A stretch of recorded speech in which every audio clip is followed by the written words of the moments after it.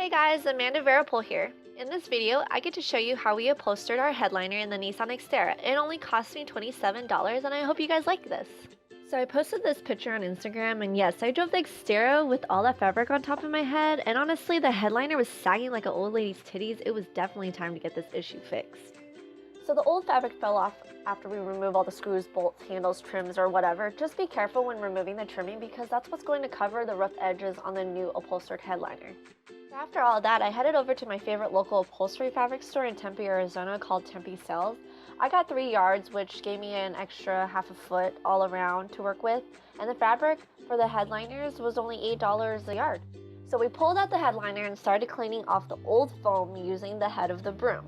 Brushing carefully and not bending or denting the headliner. The left side you can see is the finished side and the right side is what needs to get done. Of course, it's faster when you have 2 people helping in this 110-degree weather.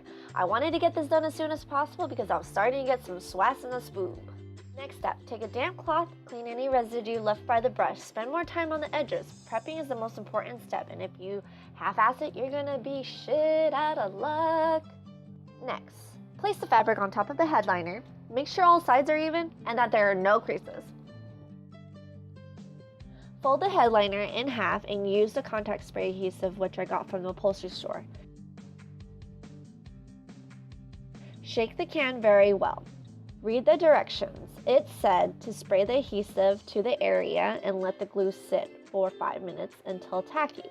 Well, I live in a state that there is no humidity and it's super hot, so the glue got tacky after 30 seconds.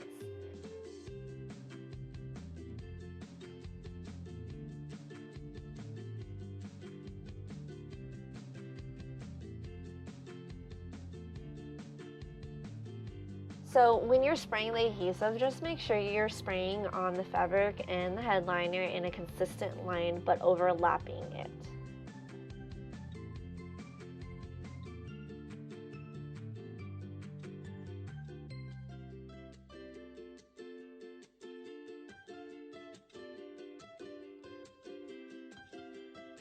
Just a side note, always start from the middle of the headliner, pushing outwards. Then what we did is we sprayed only a quarter of the area at a time. Then we pressed outwards to try to get the bumps out. As you can tell, I missed a couple spots, but I was able to go back later and work all of those bumps out.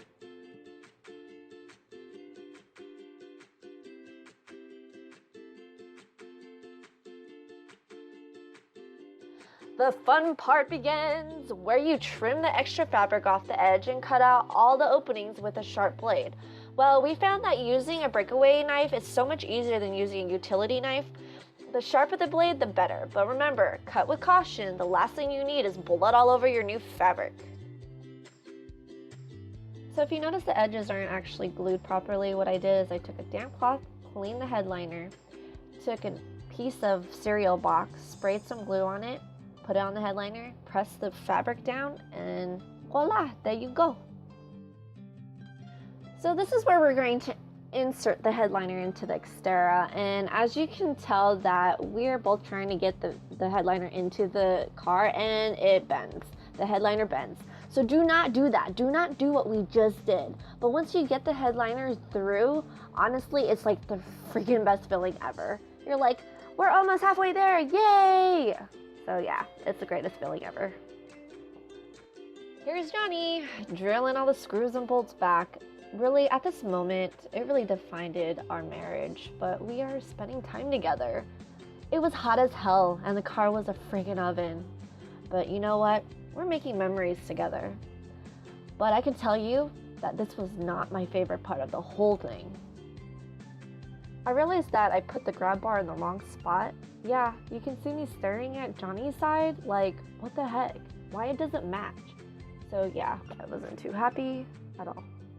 In my mind, the whole time I was removing the grab bar, I kept saying to myself, damn you grab bar, damn you grab bar. And then, after that, I got cut by something. I don't even know if it was a piece of glass or something, but damn, it freaking hurt. At this point, I was completely delusional, and I just knew I had to go on.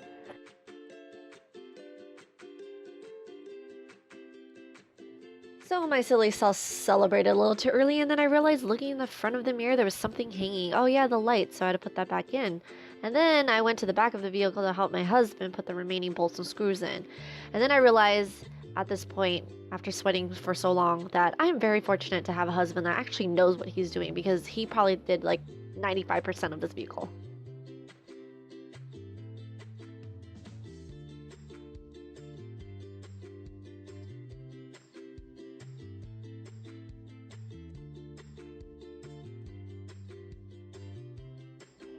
So here is the before and here is the after. Yay, we finished the headliner, and honestly I thought we were never gonna finish, but we got it done in 2 hours.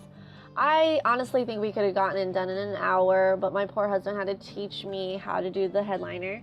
But that's why he's the best husband ever. And honestly, guys, if you like this video, please subscribe to my channel. And if you guys want to see my previous video of Elisa getting highlights from our awesome hairdresser, Sarita, from the salon spot in Ahwatukee, Arizona, also known as Phoenix, Arizona, please click on the video.